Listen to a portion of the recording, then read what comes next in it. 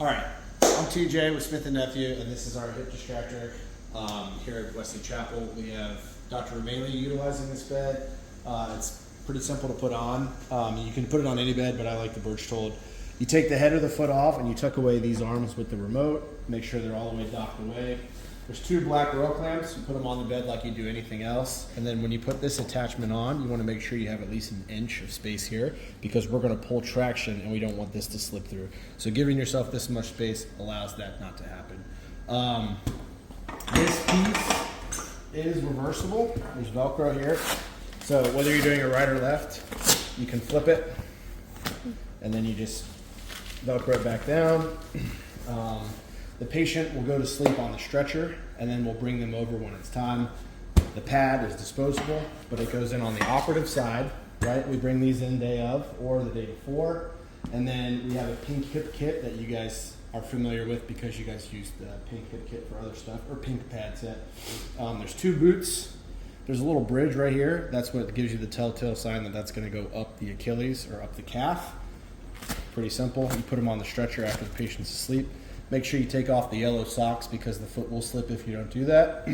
Bridge of the ankle gets this, and then this part you tuck it into the calf, this part into the foot.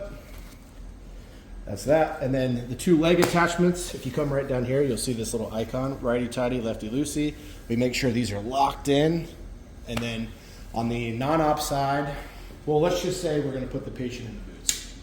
This piece right here is our gross traction lever. You make sure this is always all the way lefty-loosey to slide all the way down, and then we're gonna put the patient in the boots in flexion. Why in flexion? Well, because 2 things. It helps you sink the heel all the way back to the bottom of this pad, because if we don't have that, we aren't gonna be able to do the case. The heel will slip, and it's gonna be a disaster, and we don't want that for anybody. So the other reason is it helps the calf kind of rest in here to fill out the boot the best we can. If you do it in full extension, it's very, very hard to get the right positioning correct. So make sure that heel is all the way seated down. This pad sits on the Achilles, and then this piece right here clips in, and then this is the most important part of the whole case. So the foot's in here in the boots, and you're gonna pull these straps, and it's gonna sink that heel and that foot all the way into the boot. So this piece first, then the other 2. These ones aren't nearly as important as that first one, but clip them into place nonetheless. Once you have them in the boots, you can then make this is your internal external rotation, make this foot neutral, make sure this is unlocked, and then we'll put them in extension. Lock this in place. The doctor will be in here when you're doing this, but let's just say this is the non-op leg. We swing this out to about 45 degrees. Your x-ray machine will come in parallel to the non-op leg, and we'll take a shot before we prep and drape, make sure that we have adequate traction to start the case.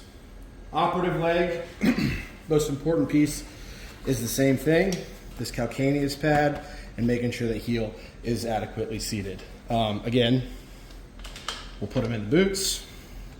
You gotta make sure this is all the way lefty-loosey to slide in, lock it into place, and then we can put the foot in. What else? Okay, adduction right here, this orange lever. Quarter turn, swing it in, swing it out. When I let go, it stops. Fine traction right here, similar to a Hannah table. And then, like I said, internal, external rotation, sorry. But that's the gist of it. And obviously the reps will be here for the cases, and call us with any questions. Thank you. Thanks, guys.